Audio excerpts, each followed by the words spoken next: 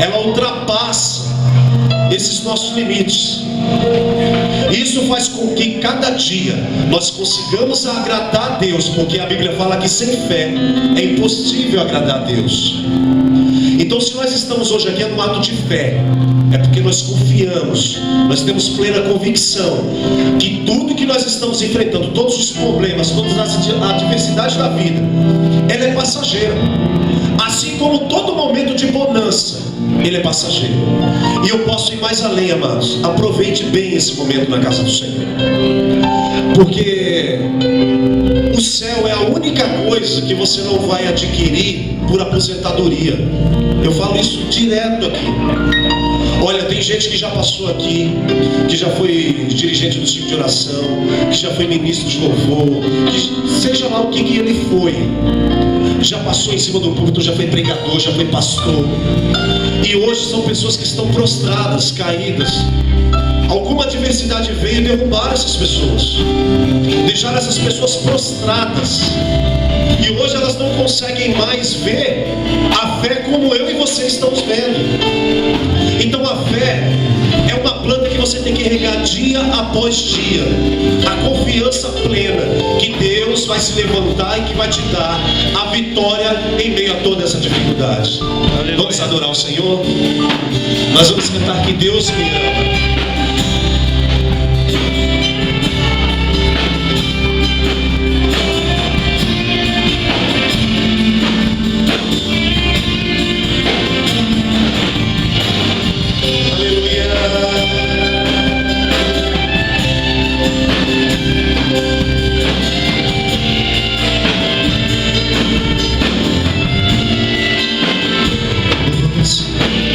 Mesmo sendo assim, pobre pecador, Deus me ama. Mesmo sendo falho, mesmo sem merecer, Deus me ama.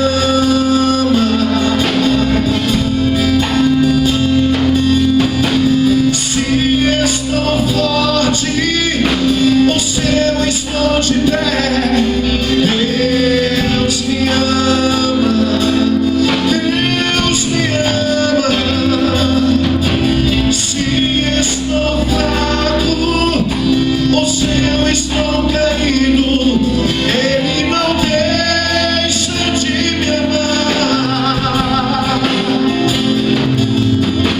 Sem o seu amor, sem o seu perdão, o que seria? O que seria de nós? Deus me amou tanto que entregou seu filho pra morrer em meu lugar. Então cante o nome de cá. Deus me ama e o seu amor é tão grande e incondicional. Deus me ama e está sempre de braços abertos a mim.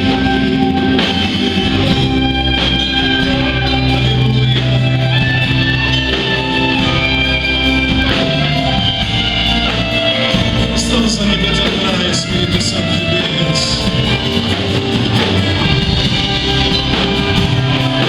Continua muito louvor.